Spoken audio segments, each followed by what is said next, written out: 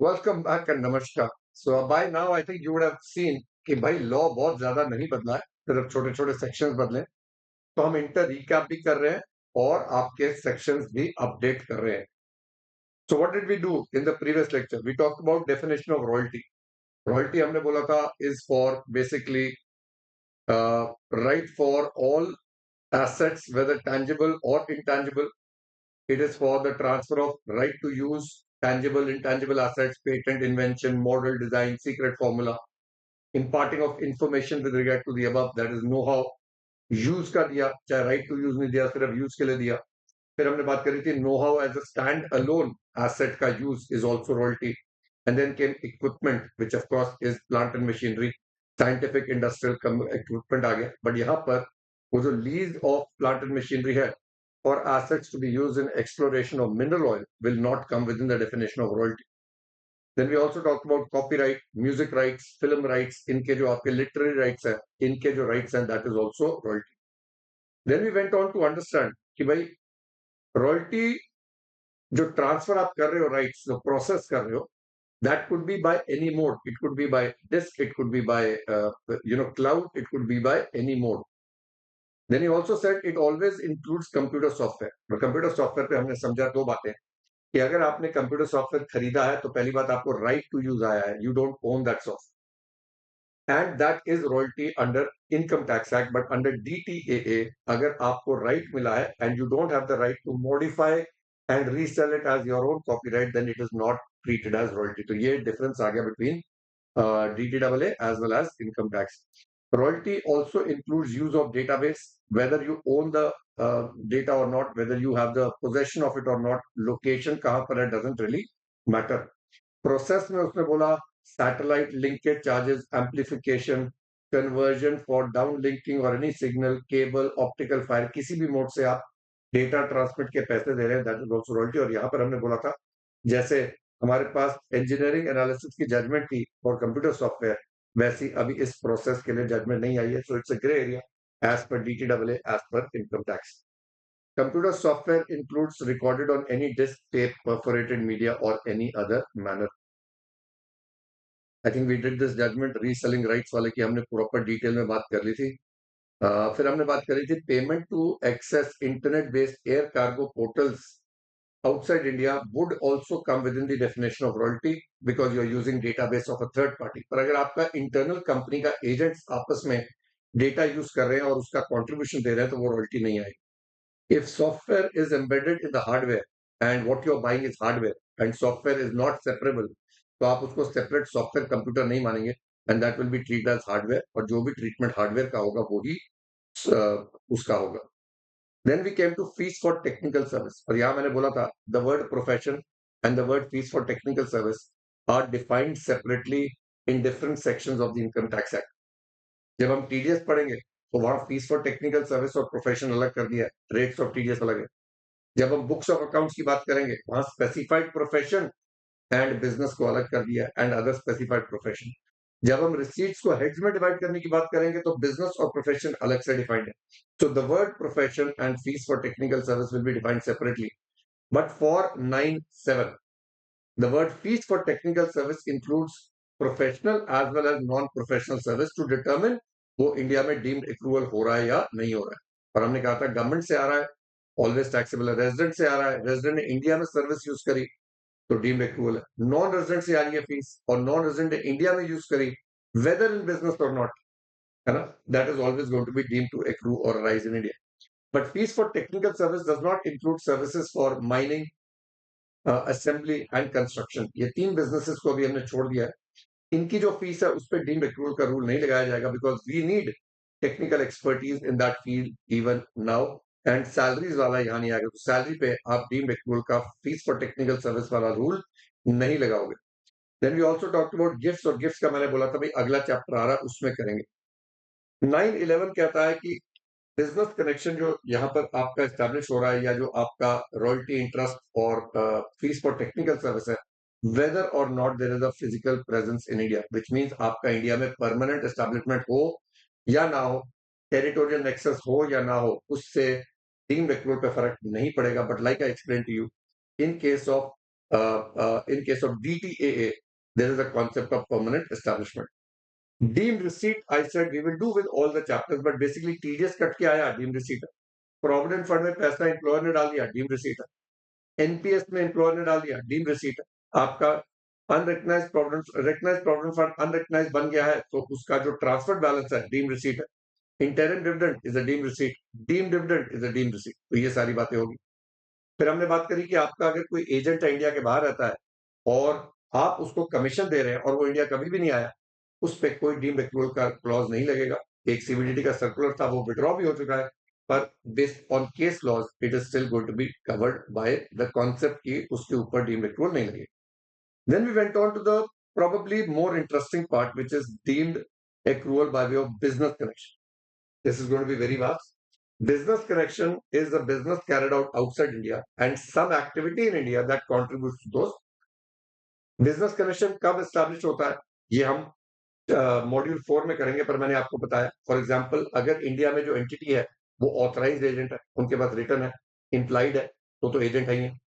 या वो सारा काम, दे maintain stock on behalf of the non resident, they supply goods on behalf of the non resident, they negotiate on behalf of the non resident, तो business connection establish हो जाता. अगर business connection establish हो गया, तो बाहर जो income non resident ने कमाई है उसको हम प्रोपोर्शनेटली इंडिया में टैक्स करेंगे. And we also said there is a significant economic presence.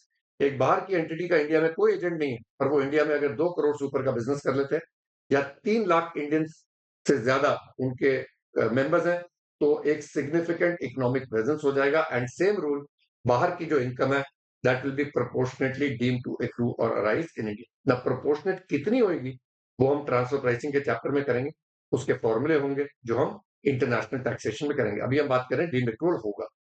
फिर हमने करा 9(9), जिसमें करा कि कुछ एक्टिविटीज में डीम एक्रूअल नहीं हो. अगर एक्टिविटी इंडिया में सिर्फ परचेज की है, या collection of news and views, या डिस्प्ले ऑफ अनकट डायमंड्स है in a special economic zone by a foreign company, या शूटिंग ऑफ सिनेमाटोग्राफी फिल्म्स है where the individual is a non resident non citizen, firm is a non resident और उनका कोई भी partner India का citizen या resident नहीं होना चाहिए, और कंपनी है तो उनका कोई भी शेयर होल्डर इंडिया का सिटीजन या रेजिडेंट नहीं होना चाहिए, तो हम इस पे डीम एक्रूअल नहीं लगाएंगे. प्लस अगर इंडिपेंडेंट ब्रोकर के थ्रू काम हो रहा है और दोनों में प्रिंसिपल टू प्रिंसिपल रिलेशन है, तो उस केस में डीम एक्रूअल नहीं होगा. फिर हमने वोडाफोन वाली बात करी थी. भाई अगर एक शेयर है फॉरेन कंपनी का which derives its value from shares of an Indian company, then transfer of those shares of a foreign company outside India will also be deemed to accrue or arise in India. पर इस company ने अगर dividend declare करा, यानी foreign company ने dividend declare करा, तो वो डीम्ड एक्रूअल के रूल में नहीं आएगा. And that is where we left it for this part before we reach international taxation. So we revise the basics of income tax. Income क्या होती है, टोटल इनकम क्या होती है, स्कोप ऑफ इनकम क्या है, रेजिडेंशियल स्टेटस क्या है. Last part of chapter 1 which is rates of tax. Hello and welcome to the class for rates of tax. हमने रेट्स ऑफ टैक्स इंटरमीडिएट में करे जरूर हुए, पर अब वक्त आ गया उनको एक बार पूरी तरह से रिकॉल करने का, and of course move towards the CA final understanding. Now why am I doing the rates of tax over here and what are we going to do, एक बार बात कर लेते हैं. सर हम सारे रेट्स करेंगे, इंडिविजुअल्स के, फर्म्स के, कंपनीज के, पीओपी के, बीओआई के, एजेपी के, कोऑपरेटिव सोसाइटी, सब के रेट्स ऑफ टैक्स एक बार खत्म करेंगे. और आपको पता ही है हमारे देश में रेट्स ऑफ टैक्स का जो स्ट्रक्चर है कितना इंटरेस्टिंग है यार. पहले आपको पर्सन के रेट्स देखने पड़ते हैं, यानी कुछ ऐसी इनकम्स होती हैं जिनको हम नॉर्मल इनकम बोलते हैं, जो पर्सन के रेट पे टैक्सेबल होती है. Salary income, house property income, business income, other sources income, short term capital gains other than the equity shares और units of equity mutual fund वाला, जिसपे 20% लगता है, बाकी सारी normal income. So we in income tax in India divide your total income first into what we call normal income and special income. Normal income and special income. जब हम total income निकाल रहे हैं तो टोटल इनकम के निकालने तक का प्रोसेस अलग है ना, इससे पीछे भी राज है जिस पे आते हैं अभी. पर टोटल इनकम एक बार निकल गई तो आप नॉर्मल इनकम और स्पेशल इनकम करोगे, and normal income is taxed at rates as applicable to the person, यानी हाउस प्रॉपर्टी इनकम इंडिविजुअल के हाथ में इंडिविजुअल के रेट पे, फर्म के हाथ में फर्म के रेट पे. Special income is tax at same rate irrespective irrespective of who earns it. Lottery income सबके हाथ में 30% है, लॉन्ग टर्म कैपिटल गेन सबके हाथ में 12.5% है, तो स्पेशल इनकम अलग होगी ना. जो रेट्स होते हैं नॉर्मल इनकम पे, कुछ लोगों के लिए ये फ्लैट रेट्स होते हैं और कुछ लोगों के लिए ये स्लैब रेट्स होते हैं. नो स्लैब रेट्स आर किसके लिए है आपको पता ही है, इंडिविजुअल के लिए है, एचयूएफ के लिए है, यूपी के लिए, बीयूआई के लिए अभी लिख लेते हैं, एजेपी के लिए, इनके लिए slab rates. Flat rates are for company, firm and local authority. एक बार आपने टैक्स निकाल लिया, so once we calculate tax.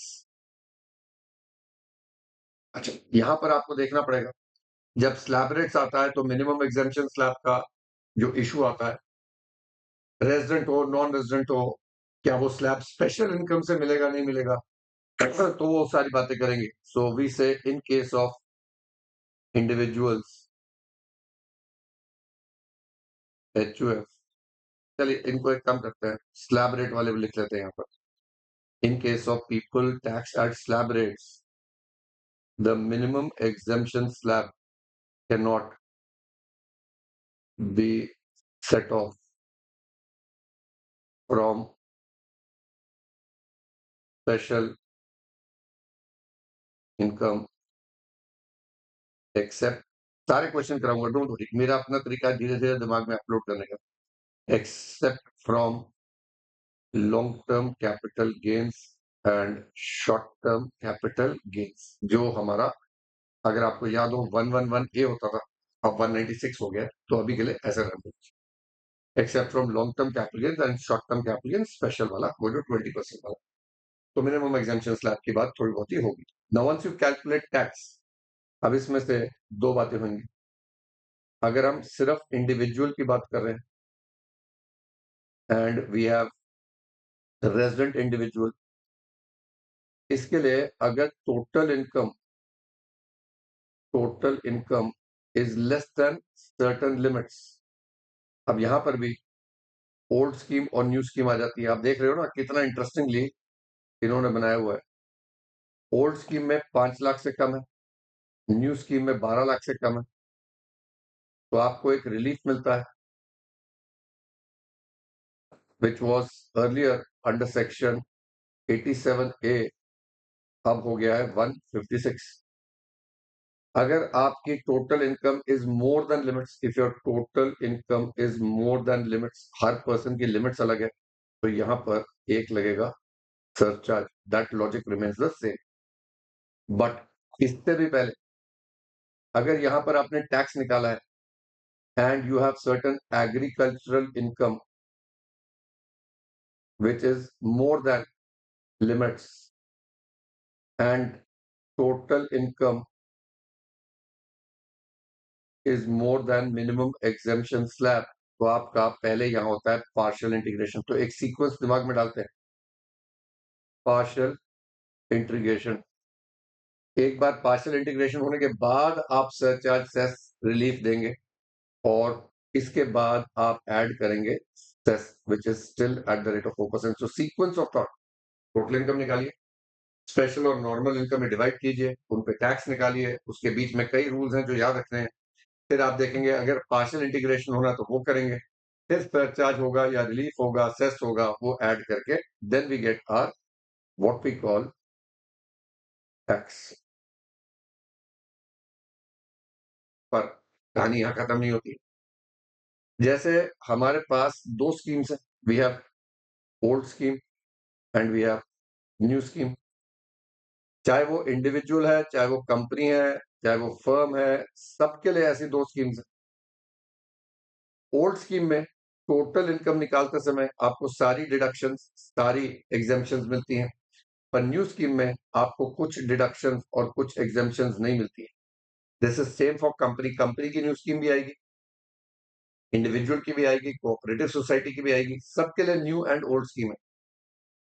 Individual के लिए न्यू स्कीम डिफॉल्ट स्कीम है, पर कंपनी के लिए न्यू स्कीम ऑप्शनल स्कीम है।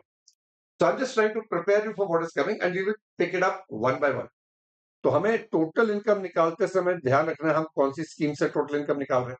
फिर न्यू स्कीम के rates of tax, normal income के जो रेट्स ऑफ टैक्स होते हैं are different are different for old and new schemes, पर स्पेशल इनकम के रेट्स विल बी सेम। ये सेम रहेंगे under both schemes, under old and new schemes. Old scheme और new scheme में दोनों में सेम रहेंगे। फिर सर ये सारा कुछ करने के बाद, ओल्ड स्कीम न्यू स्कीम के बाद, यहां पर आपको एक और चीज का ध्यान रखना है। There is something called old scheme में, there is something called alternate minimum tax and we will talk about minimum alternate tax. तो ओल्ड स्कीम में है minimum alternate tax and alternate minimum tax. New scheme में जो है, अगर आप यहां पर जाते हो तो आपको ये दो चीजें नहीं लगती। तो this in broad detail is the simple way of calculating income tax which we learn to understand. Now सारे persons का इकट्ठे करना मुश्किल हो, तो मैंने क्या किया, I will show you। ये बीच में बहुत सारे questions है, वापस आएंगे, but like you know what I love doing is making some simplified charts। तो अगर आप यहां देखोगे, ये है, this is a chart for persons other than companies। तो अगर हम यहां पर बात करें, दिस इज इंडिविजुअल के लिए हो गया, एचयूएफ के लिए हो गया, AOP, BOI when they are taxed at rates of individual and AJP के लोग।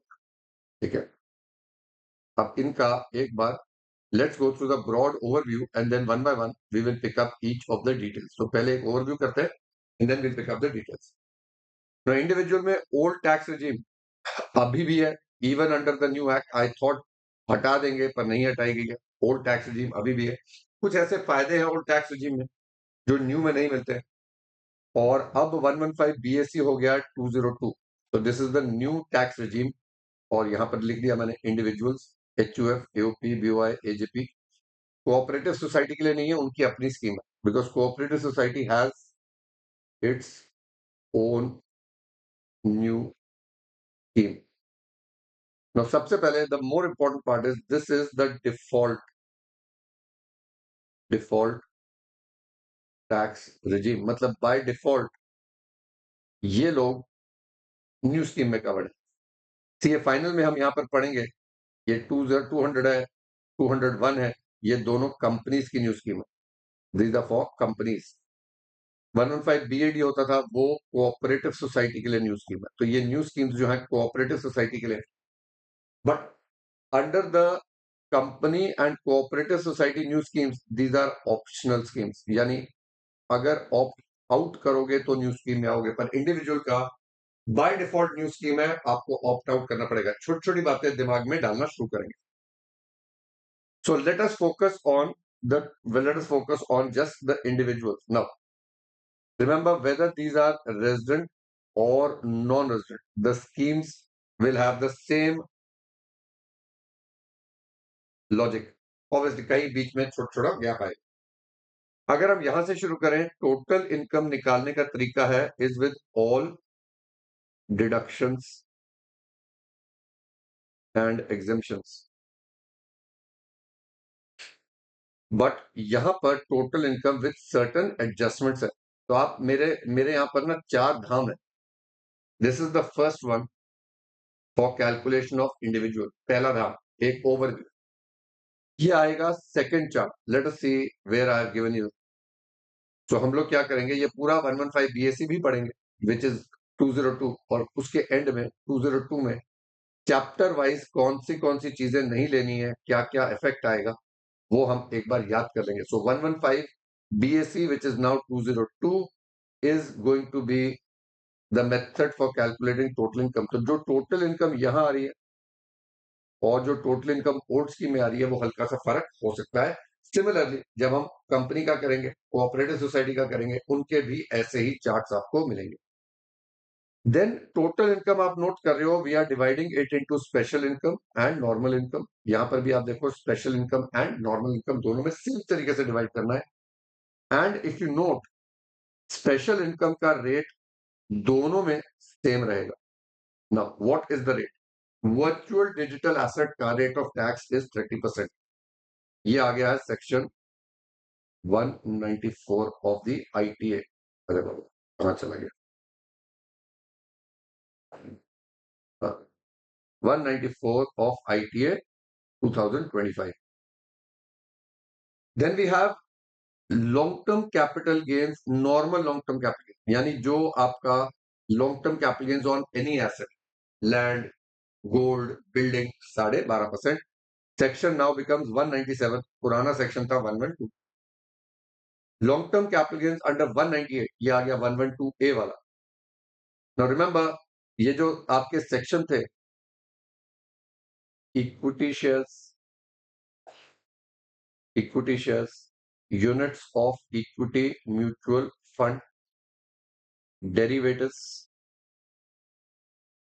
And something called real estate investment trust, इनके यूनिट्स पर सिक्योरिटीज ट्रांजैक्शन टैक्स लगता है और उसके बाद इनकम टैक्स में इनके रेट्स पे थोड़ा सा आपको बेनिफिट मिल जाता है। एंड ये आ गया 112 ए के इक्विवेलेंट 198, सेम है। मोर देन 1,25,000, ये जो 1,25,000 है, just keep noting the things I'm saying in your head because we will be doing each thing in absolute detail with practice questions. But आपको याद रखना है 1,25,000 का रेजिडेंट और नॉन रेजिडेंट दोनों को मिलता है और ये टोटल इनकम में से नहीं मिल रहा है। टोटल इनकम में तो पूरा लॉन्ग टर्म कैपिटल आएगा, बाद में जब टैक्स निकालेंगे उस समय 1,25,000 का माइनस करके टैक्स निकालेंगे, विच मीन्स अगर मेरा लॉन्ग टर्म कैपिटल गेन 198 का 10 लाख आ रहा है तो टोटल इनकम में 10 लाख आएगा। जब टैक्स निकालेंगे उस समय 10 लाख में से 1,25,000 माइनस करें, क्या फर्क पड़ेगा? अरे सरचार्ज में पड़ जाएगा भाई। टोटल इनकम में पूरा आएगा इंक्लूडिंग 1,25,000। तो ये वही आ गया। देन यहां पर जब हम देखते हैं long term capital gain, remember today long term capital gain पे देयर इज नो इंडेक्सेशन और ये हुआ था 23 जुलाई 24। दिस इज ऑन और आफ्टर। लेकिन हमें पता है कि अगर आप इंडिविजुअल हो, एचयूएफ हो, रेजिडेंट हो and you have acquired land और बिल्डिंग बिफोर 23 जुलाई 24, तो आपके पास ऑप्शन होता है टैक्स निकालते समय विद इंडेक्सेशन लेंगे आप, विद इंडेक्सेशन लेंगे और उस पर 20% टैक्स निकालेंगे एंड विदाउट इंडेक्सेशन लेंगे और उस पे आप लगाएंगे eight the rate of 12.5%, which ever is more beneficial. But again income में पूरा लॉन्ग टर्म कैपिटल गेन जाएगा विदाउट इंडेक्सेशन। सो इनकम में जो जाएगा वो विदाउट इंडेक्सेशन जाएगा, ये सिर्फ टैक्स निकालते समय। तो दो बातें दोबारा बोल रहा हूं, 1,25,000 is not a deduction from income, it is a deduction at the time of calculation of tax। Income में पूरा जाएगा। उसी तरीके से आप इंडेक्सेशन के बगैर जो इनकम आ रही है उसको लेंगे अपने टोटल इनकम में। आप सिर्फ जब टैक्स निकालेंगे उस समय ये वाला ऑप्शन करेंगे। सारे क्वेश्चन कराऊंगा, promise. And in fact you know, let me see, let me show you the charts as well, ताकि साथ साथ एक बार दिमाग में मैप बनता जाएगा भाई हम कर क्या रहे हैं। तो ये देख रहे हो ना, सारे क्वेश्चंस मैं कराऊंगा यहाँ पे। इसमें स्पेशल इनकम का आई थिंक ऊपर दिया हुआ चार्ट, सॉरी नए नोट्स है, मेरे को भी पता नहीं है कहां पर मैंने क्या क्या डाल दिया है, but coverage I believe is absolutely there. तो ये देखो, एक बार देख लेते हैं, मिल जाएगा कहीं ना कहीं। स्पेशल इनकम का एक चार्ट है ये रहा। अब आप यहां देखोगे मैंने आपको स्पेशल इनकम्स के पूरा बता दिया है भाई, कौन सी इनकम में से कौन सा एग्जामेशन मिलेगा, 125 का क्या करना है, सब कुछ लिखा हुआ। So like I said, one step at a time. So there is there are 4 धाम्स। एक हो गया ओवरव्यू वाला चार्ट, एक हो गया ये तो इनकम वाला चार्ट एक आ गया हमारा। थर्ड इज स्पेशल इनकम का जो हमने टोटल करना। Then short term capital gain under section 196 is 20%, which is of course 111 A वाला है। लॉटरी का टैक्स 30% है, ये भी 194 में है। अनडिस्क्लोज इनकम को आपको अब याद करना पड़ेगा। हम लोगों ने जब इंटर करा था वो 60% हुआ करता था, अब ये 30% हो गया है, and that is under section 195। Now just to give you an idea, lottery का पुराना सेक्शन था 115 बीबी, अनडिस्क्लोज इनकम का पुराना सेक्शन था 115 बीबीई। अब वो सेक्शन सीधे सीधे कर दिए उन्होंने। यहां पर तो फायदा हुआ, तो एक बार दिमाग में डालें, शॉर्ट टर्म कैपिटल गेन जो है 111 ए वाला अब 196 हो गया। अगला आ गया long term capital gains on any asset, 197 हो गया। 198 हो गया 112 ए वाला, विच वाज मोर देन 1,25,000। 194 हो गए स्पेशल इनकम जैसे VDA, lottery and undisclosed income आ गया 195। तो अनडिस्क्लोज इनकम में क्या किया मैं तुम्हें बताता हूं। अनडिस्क्लोज इनकम, मैडम ने कहा कि भाई अगर किसी बंदे की लेट से 1 करोड़ की अनडिस्क्लोज इनकम पकड़ी जाती है, ये पहले क्या करते थे, पहले इस पे फ्लैट रेट 60% यानी 60 लाख रुपए टैक्स लगाते थे। फिर उसके ऊपर लगाते थे 25% सरचार्ज और फिर लगाते थे 4% cess, which added up to 78%। तो हम कर लेते हैं, तो 60 लैक्स के ऊपर 25%, विच इज अगेन 15 लाख, तो ये आ गया 75 लैक्स। उसके ऊपर लगाइए 4%, विच इज 3 लैक्स। तो as you can see this comes to 78 lakhs. Madam ने कहा ये बहुत ज्यादा है, पहली बार सुना मैंने। तो तुम्हें लग रहा होगा सर ये तो मतलब कि कमाल ही हो गया। अब इन्होंने क्या किया, इसको कर दिया 30 लैक्स। लो जी, सीधा आधा हो गया, ये हो गया 30%। सरचार्ज अभी भी 25% ही है, तो अब 30 लैक्स का 25%, विच इज 7,50,000। तो दैट बिकम्स 37,50,000। और इस पे लगाइए 4%, तो इन प्लस इंटू 4%, तो ये आ जाएगा मेरा 1.5 लाख रुपया। And what we get is 39 lakhs. So this now comes to 39%. Can you see the difference? तो तुम कह रहे होगे वाह क्या बात है। मैं बताता हूँ ट्रिक का है।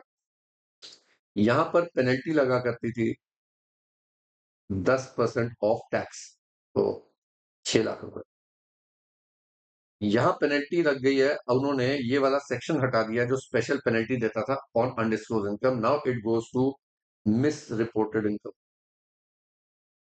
और मिस रिपोर्टेड इनकम अगर है तो उसके ऊपर 200% का पेनल्टी लग सकता है ऑफ द टैक्स।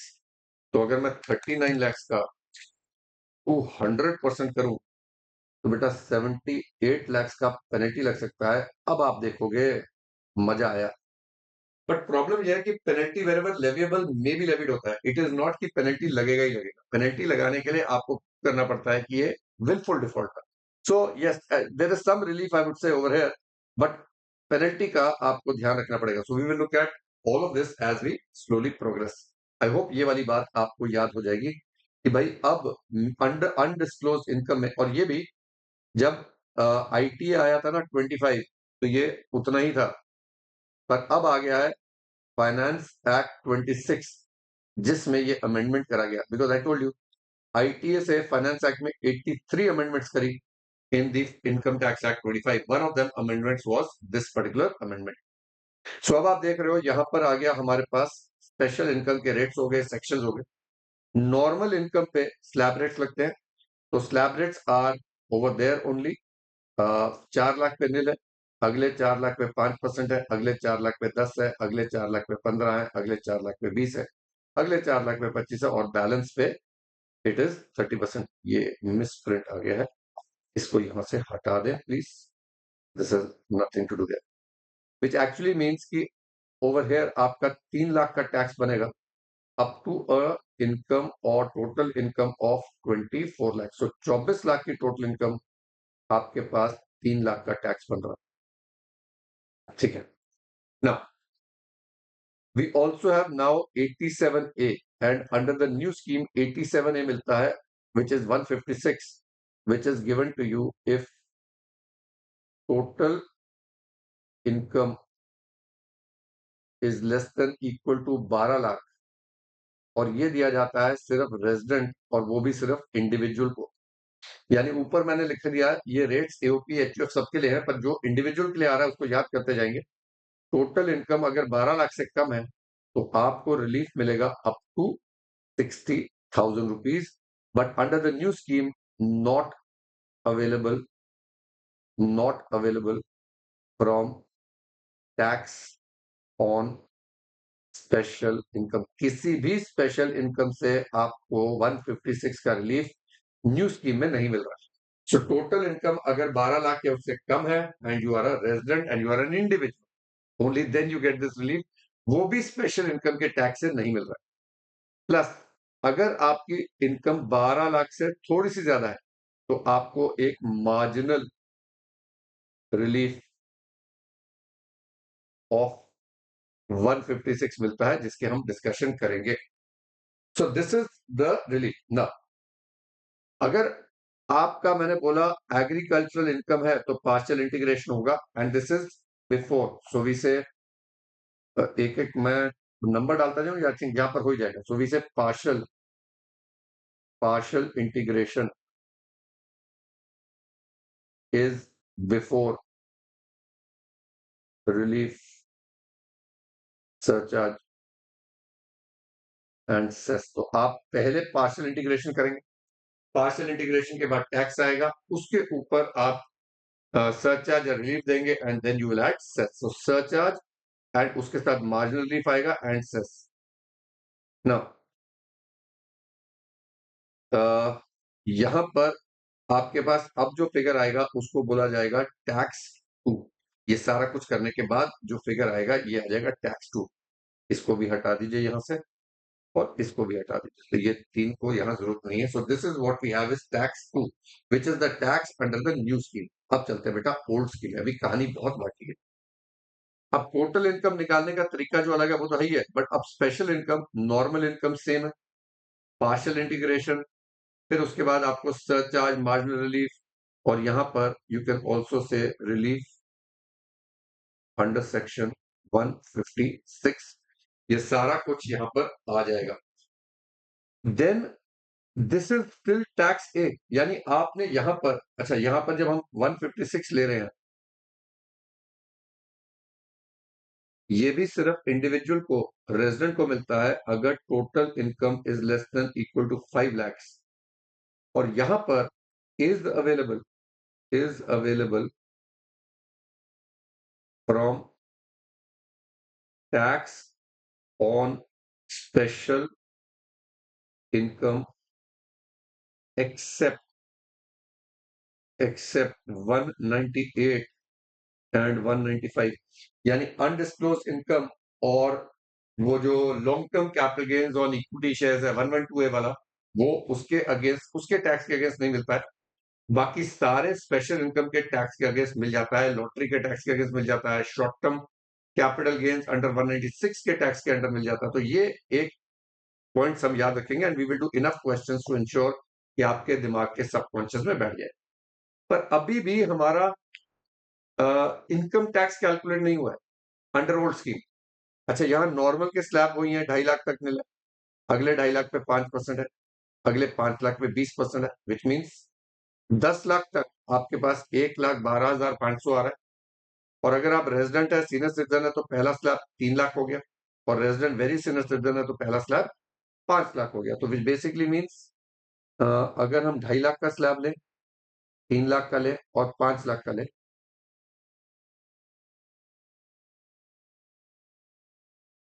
मैं अप टू 10 lakhs का एक फिगर दिमाग में डाल लेते हैं, एक बार रिवाइज कर लेते हैं। यहाँ पर 1,12,500, यहाँ पर 1,10,000 है, और यहाँ पर 1 लाख है। But anything above this is tax at 30% in all three, and this one is only for resident, senior citizen और वेरी सीनियर सिटीजन। और वो भी जो रेजिडेंट है, सीनियर सिटीजन और वेरी सीनियर सिटीजन, ये ओआर भी हो सकता है एंड NOR भी हो सकता है। जब मैं रेजिडेंट बोलूँ तो सिर्फ रेजिडेंट बोल, इसका ये मतलब नहीं कि OR है। Resident means OR and NOR, which basically means पहले 2.5 लाख तक निल है, अगले 2.5 लाख पे 12,500 है और अगले 5 लाख पे 1 lakh.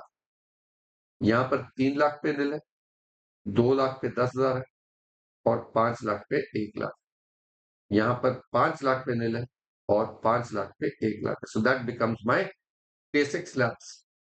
But now comes alternate minimum tax which is for persons other than companies, क्योंकि कंपनीज के लिए आता है मिनिमम ऑल्टरनेट टैक्स, पर अभी हम ऑल्टरनेट मिनिमम टैक्स की बात कर रहे हैं। ऑल्टरनेट मिनिमम टैक्स का जो कॉन्सेप्ट है, ये पहले होता था 115 जेसी, अब ये 206 में चला गया। तो 206 कहता है कि अगर टोटल इनकम आपने निकाली है by claiming the following deductions, एक है सेक्शन 46, ये है 35 AD. If you remember there were certain specified businesses, cross country natural gas pipeline network, hotels with at least 2-star, hospitals with 100 bed, जिसमें जितना भी कैपिटल एक्सपेंडिचर होता था उसका आपको डिडक्शन मिल जाता था। तो 35 एडी का अब सेक्शन हो गया 46। 144 इज 10 AA। तो SEZ में यूनिट से अब आपको पता है सनसेट क्लॉज आ चुका है नए एक्ट में भी, वो सनसेट ही है, उन्होंने दोबारा नहीं शुरू करा। Which means if you have started deduction before 31 मार्च 20 तो आपको मिलेगा, पर वो आपको पता है ना 15 साल के लिए मिलता है, तो अभी भी एप्लीकेबल तो है, तो उसका कैरी ओवर है। अगर आपने ये लिया तो उसका आपको एड बैक करना पड़ जाएगा। Profit based deduction, we remember the deductions of 80C to 80, अभी वो चेंज हो गया। Now those deductions were divided 122 to 156 हो गया ना, तो अभी क्या हो गया, उनको हमें डिवाइड करना पड़ेगा payment based and profit based. So आप लाइफ इंश्योरेंस प्रीमियम पे कर रहे हो, मेडिकल इंश्योरेंस प्रीमियम पे कर रहे हो, ये पेमेंट बेस्ड डिडक्शन। आपका इंफ्रास्ट्रक्चर बिजनेस है, आपने स्टार्टअप बिजनेस शुरू करा, आपके प्रॉफिट्स का एग्जाम्पशन मिल रहा है, ये प्रॉफिट बेस्ड हो। आपको रॉयल्टी के लिए, बुक्स के लिए डिडक्शन मिल रहा है, प्रॉफिट बेस्ड हो गया। तो प्रॉफिट बेस्ड डिडक्शन मैंने यहाँ पर लिख दिया एक्सेट्रा। प्रॉफिट बेस्ड डिडक्शन अगर आपने लिया है तो आपको इन तीनों को करना पड़ जाता है एड बैक, और आपके पास आता है एडजस्टेड टोटल इनकम, और उसके ऊपर आपको निकालना पड़ता है मिनिमम टैक्स। तो हम टोटल इनकम में एड बैक कर देंगे डिडक्शन ऑफ 46 विच इज 3580, और उन एसेट्स का जो आपने डिडक्शन क्लेम करा था डिप्रिसिएशन माइनस करेंगे।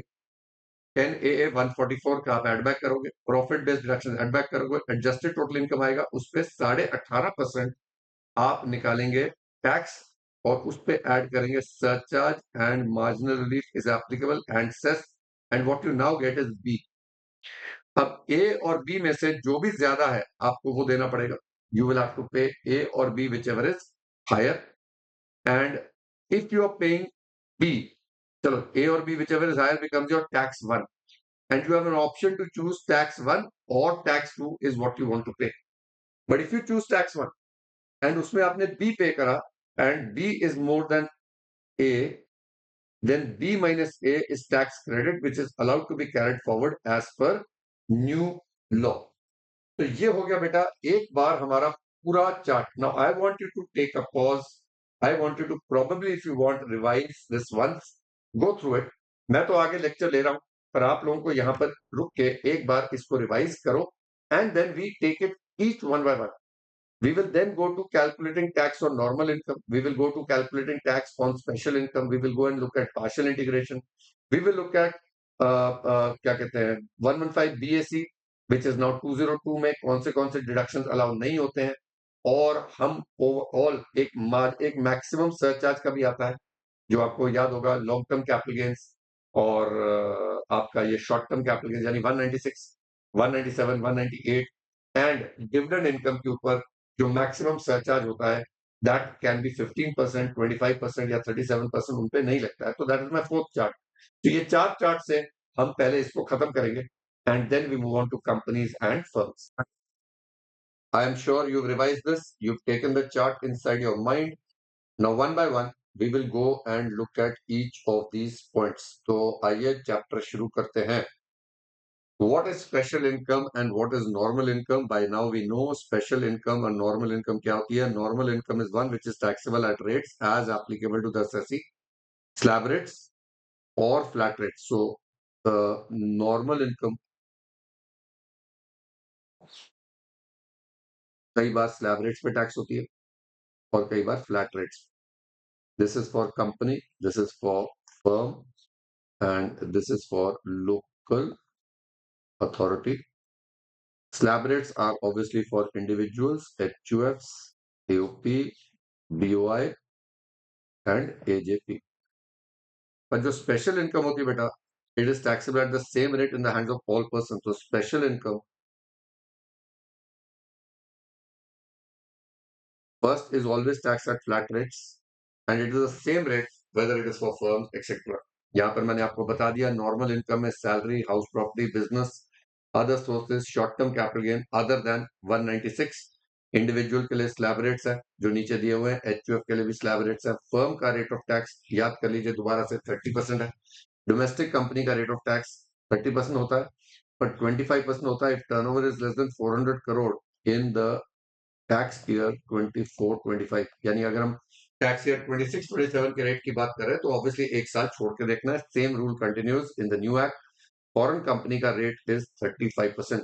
Remember the rate remains the same whether you are a resident or you are a non-resident, whether you are a resident or you are a non-resident, whether you are a resident or you are a non-resident. पर यहाँ पर resident और non resident के same है but सिर्फ यहाँ पर old scheme में रेट्स बदलेंगे फॉर सीनियर सिटीजन और वेरी सीनियर सिटीजन. देन यहाँ पर मैंने आपको डिटेल में बता दिया शॉर्ट टर्म कैपिटल गेन 196 का हो गया. Long term capital gain on any asset 12.5%. Winning from lottery 194 में आ गया 30%. Short term long term capital gain 198 12.5% in excess of 125. Virtual digital asset is again 194 30%. Undisclosed income which now becomes 30%. यहाँ पर मैंने सारी बातें लिखी हैं जैसे surcharge on tax on unexplained income covered by 195 is 25% and cess is 4%. यानी rate of tax 39% बन जाता है. Limit of 1,25,000 under 198 is applicable both for residents and non resident and यहाँ लिख लेते हैं is given at time of computing tax. Because धीरे धीरे बारी बारी रिपीट करूंगा तो जाके ये बातें सब कॉन्शियस में बैठ जाएंगी. अगर इंटर में वैसे तो इंटर दिए आपको टाइम हो जाता है तो आई एम नॉट श्योर कि कितना रिकॉल हो रहा है बट आई एम श्योर थोड़ा थोड़ा हो रहा होगा. Then under 197 this is long term capital gain for a resident individual in HUF for land and building acquired before 23rd July. An option is available to compute the tax under old method with indexation or new method and pay whichever is more beneficial. But income included in GTI will be without indexation. बिना indexation के होएगी. Rebate of 156 is not given from tax on any of the special income. However, under old scheme, relief is given from tax on special income other than 198 undisclosed income. Higher surcharge of 25 and 37% in case of opting out of 202 is not applicable to incomes covered under 197, 198, 196 और dividend income. तो ये सारी बातें अभी जो मैंने आपको chart से भी कराई यहाँ पर टेक्स्ट फॉर्म में लिखी है. Now the rates of tax again given in the tableau form. यहाँ पर हमने सरचार्ज ऐड कर दिया. Now the surcharge for all the people at slab rates, individuals, HUFs, AOP, AJP वही है बेटा. अगर 50 लाख से 1 करोड़ तक की इनकम है तो 10% है. 1 करोड़ से 2 करोड़ तक है तो 15% है. 2 करोड़ से 5 करोड़ तक है तो 25% है एंड मोर देन 5 करोड़ है तो 37% है but only under old scheme. Only in old scheme. और ये सरचार्ज 25% वाला एंड 37% वाला is not applicable to incomes covered by 196, 197, 198 and dividend income. Then we come to surcharge rates for firm and local authority के same है. उनका rate भी same है 30% का और सरचार्ज के रेट भी सेम है. भाई 1 करोड़ से ऊपर इनकम है तो 12% लगेगा. Then we come to domestic company and cooperative society, इनके भी सरचार्ज सेम है। भाई 1 करोड़ से ज्यादा है ये वाला डोमेस्टिक कंपनी, एंड वो 1 करोड़ से ज्यादा है 10 करोड़ तक तो 7% है, 10 करोड़ के ऊपर 12% है। और similarly for a foreign company 1 crore से 10 करोड़ तक 2% है, and more than 10 crore is 5%। तो surcharge rates have remained exactly the same. यहां पर मैंने आपको रेट्स फॉर ओल्ड स्कीम में बता दिया, resident very senior citizen, resident senior citizen calculate करके in every other case. CBDT का सर्कुलर भी हमने डाल दिया भाई, if an individual attains the age of 60 80 at any time during the previous year, he is treated as senior citizen for the whole year for the rates, for the rate purposes. आपको ये नहीं है कि 1 अप्रैल को and उसके बाद आप किसी भी टाइम ड्यूरिंग द ईयर आप सीनियर सिटीजन हो गए, then you will get the benefit under the old scheme. Then this becomes our rates for the new scheme. और यहां हमने देखा 24 लाख तक की टोटल इनकम पे 3 लाख लग रहा है, और उसके बाद आपको 30% लग रहा है। Now I think this is another chart, I will try now take you through this slowly. Rates of tax हमने देख लिया, लॉटरी इनकम आ गई, लॉन्ग टर्म कैपिटल गेन 198 वाला आ गया, शॉर्ट टर्म 196 वाला आ गया, other long term capital gain आ गया, अनडिस्क्लोज इनकम आ गया, virtual digital asset. So we just look at the rate of tax, सबका हमने देख लिया। ये जो 125 है, अब इसको नोट कर लेंगे, 125 is for resident and non resident both. तो 125 का जो लिमिट है वो रेजिडेंट और नॉन रेजिडेंट दोनों के लिए मिलता है। दिस इज स्पेशल इनकम्स, क्या ये सिर्फ इंडिविजुअल के लिए है? ना सर, स्पेशल इनकम्स का रेट सबके लिए सेम है। तो क्या ये 125 का बेनिफिट कंपनी और फर्म को भी मिल रहा है? बिल्कुल मिल रहा है। पर अभी हम इंडिविजुअल का कर रहे हैं तो उस पर रिस्ट्रिक्ट रखते हैं, जब कंपनी तक पहुंचेंगे तो पहुंचेंगे। Now relief under 156, as you can see, किसी भी इनकम में से, टैक्स में से हमने रिलीफ नहीं दिया, but this is under section 202। 157 can be given from special income other than 198 or undisclosed income under old scheme। ठीक है, set of loss against this income, क्या कोई और लॉस इन स्पेशल इनकम से सेट ऑफ हो सकता है? तो आंसर इज नो। बट जो कैपिटल गेन्स की इनकम्स हैं उनसे लॉसेस सेट ऑफ हो सकते हैं, यानी हाउस प्रॉपर्टी लॉस लॉटरी से नहीं हो सकता, हाउस प्रॉपर्टी लॉस वीडीए से नहीं हो सकता, हाउस प्रॉपर्टी लॉस आपका अनडिस्क्लोज इनकम से नहीं हो सकता, पर house property loss long term capital gain से हो सकता है। 196, 197, 198 के तीनों में से हो सकता है। तो ये हो गया इंपॉर्टेंट बात। Set off minimum exemption slab, now this is typical only to slab rate वाले। सर क्या हमें मिनिमम एग्जाम्पशन स्लैब का सेट ऑफ मिलेगा? So this is only for a resident, only for a resident जो आपको ये वाला सेट ऑफ मिल रहा है, विच मीन्स सर अगर मेरा long term capital gain under section 197 is 5 lakhs and there is no other income, and there is no other income, I am a resident or I am a non-resident, individual की बात हो रही है यहां पर। तो लॉन्ग टर्म कैपिटल गेन्स मेरा 5 लाख रुपया है। अब मेरा पहला मिनिमम एग्जाम्पशन स्लैब 4 लाख होता है, तो क्या वो मिल जाएगा? यहां से मिल जाएगा सर। तो आपके पास बच गया 1 लाख जो टोटल इनकम में आएगी। आप 1 लाख के ऊपर 12.5% टैक्स निकालते हैं, बट आपको यहाँ पर 1,25,000 का बेनिफिट देना है। तो जब आप 1,25,000 का बेनिफिट दोगे तो आपका निल बन जाएगा। लेकिन अगर आप नॉन रेजिडेंट हो तो आपको 5 लाख के अगेंस्ट मिनिमम एग्जाम्पशन का सेट ऑफ नहीं मिलेगा, पर आपको 1,25,000 का बेनिफिट मिल जाएगा, विच मीन्स यू हैव 3,75,000, और उसके ऊपर आप लगाओगे 12.5%। तो वी विल लर्न, धीरे धीरे सारे क्वेश्चंस करेंगे, पर अभी के लिए आप दिमाग में डाल रहे हैं that minimum exemption can be set of against capital gains whether it is short term under 196, long term under 197 और long term under 198। तो उनमें से रेजिडेंट के लिए आपको यह सेट ऑफ मिल जाता है। सर जो डिडक्शंस है 122 टू 154 की, क्या वो इन इनकम से मिलेंगी? तो आप देख रहे हो किसी भी स्पेशल इनकम में से आपको डिडक्शंस नहीं मिल रही है। So you know I think this chart, like I said, this is chart number 2 of the Char Dham. जिससे आपका स्पेशल इनकम का कैटेगरी का क्राइटेरिया पूरी तरह कंप्लीट हो जाता है। So I would want you to go and keep this in your mind as well. Now sir, old and new tax regime और कंपैरिजन। अब हम कर रहे हैं old tax regime and new tax regime for people. कौन कौन है? Individual, HUF, AOP, BOI, AJP. This is not applicable for the new scheme, is not applicable for cooperative societies, companies, उनके लिए अलग है।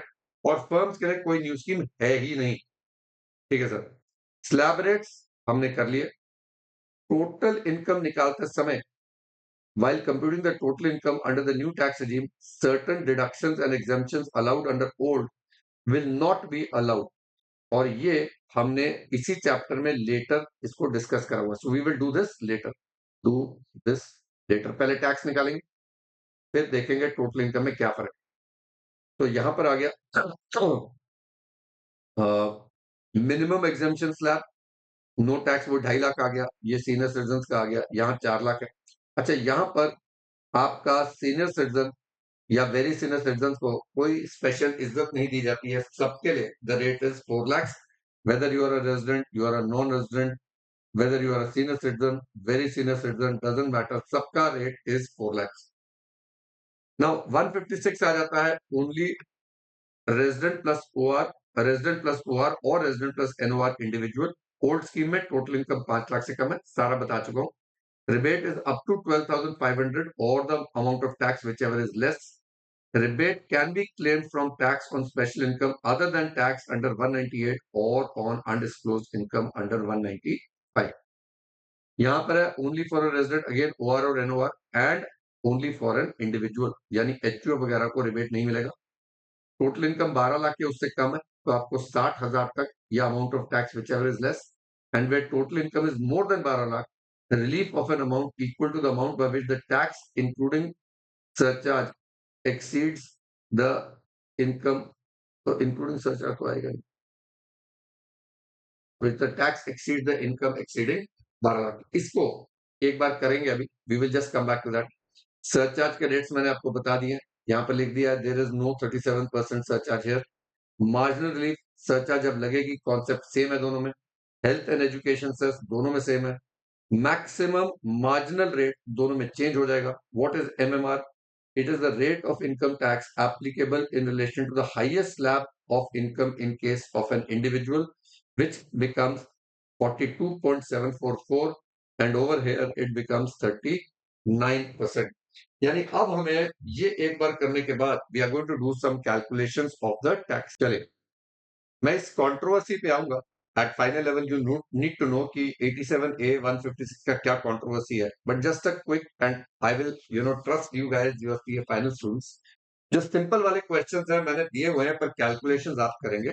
फॉर एग्जांपल, अगर total income 4,20,000 की है और हम ओल्ड रिजीम में, तो जरा पढ़ लेना भाई मैंने क्या क्या लिखा है। ओल्ड रिजीम में है, टैक्स ईयर 26-27 का है, और मेल है फीमेल है 25 साल का है, तो यानी मिनिमम एग्जामेशन स्लैब 2.5 लाख का है, तो आप जरा निकालेंगे तो 8500 आएगा।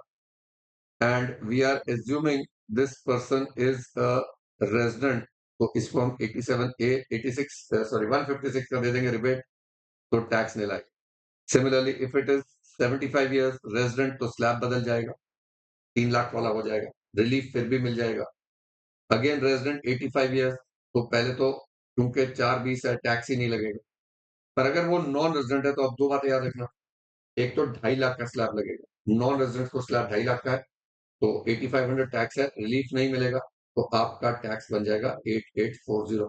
इसी तरीके से मैंने 720 और 12,20,000 तक दिया हुआ, and this is all under old scheme.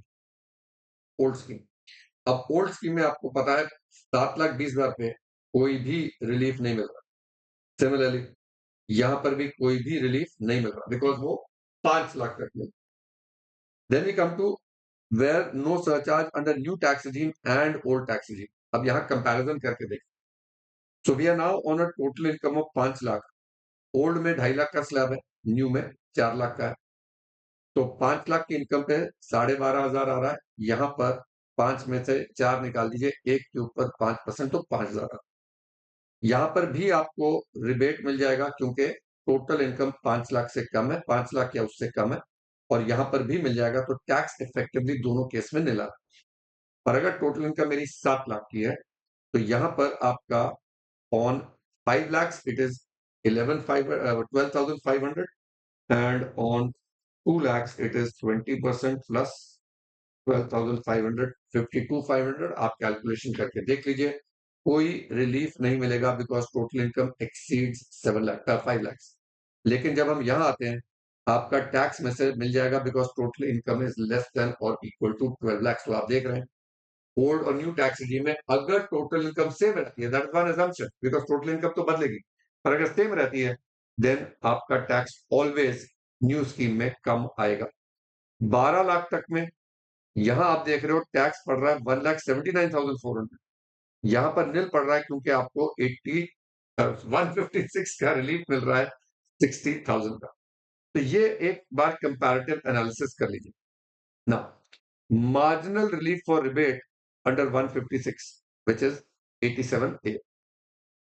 अब यहां ये चलो, मैंने टोटल इनकम 12 लाख से लेके आपको एक फिगर बता दिया भाई कब तक ये मिलेगा ना। लॉजिक क्या है वो समझ लेते हैं। 12 लाख के ऊपर आपका टैक्स आ रहा है 60,000, आपको यहां पर पूरा का पूरा रिलीफ मिल जाता है, टैक्स नील हो जाता है। पर जब जैसे ही आपका 10,000 बढ़ता है ना, अब इसका लॉजिक देखो, जैसे ही आपका 12 लाख 10,000 हुआ, तो वी हैव 12 लाख 10,000, तो मेरा अप टू 12 lakhs तो 60,000 आ रहा है। और 10,000 के ऊपर अब क्या रेट हो जाएगा, पहले 4 पे नील था, अगले 4 पे 5 था, अगले 4 पे 15 था, तो यहां पर आ गया 20, तो मेरा आ जाएगा 2000, 15%, सॉरी, 5 10 15%, तो 61,500 आ गया। अब मुझे रिलीफ नहीं दोगे तो इसका यह मतलब हुआ 12 लाख तक मेरा टैक्स नील था, और 10,000 एक्स्ट्रा पे मुझे आपने 61,500 का टैक्स लगा दिया। तो बंदा कहेगा 10,000 कमाई क्यों मैंने। तो इस वजह से उन्होंने बोला भी यहां से आप 156 का रिलीफ ले लीजिए। कैसे ले लीजिए, जो भी आपका टैक्स बना माइनस जो income in excess of 12 lakh है, तो 51,500 का आप रिलीफ ले लीजिए, यानी आप 10,000 हमें टैक्स दे दीजिए। तो बेसिकली से कि जितनी इनकम तेरी 12 लाख से ऊपर जा रही है वो ही दे दे आज टैक्स। जब तक ये इनकम टैक्स से ज्यादा नहीं होती तब तक इनकम को मुझे टैक्स बना के दे दिया, और ये हो गया 4%, तो ये आ गया मेरा 10,400। Similarly if you go to 12,40,000, no 12,40,000 पे मेरे पास 40,000 पे 15%, तो 66,000 टैक्स आ रहा है मेरे। 60,000 12 लाख तक है, प्लस 6,000 हो गया।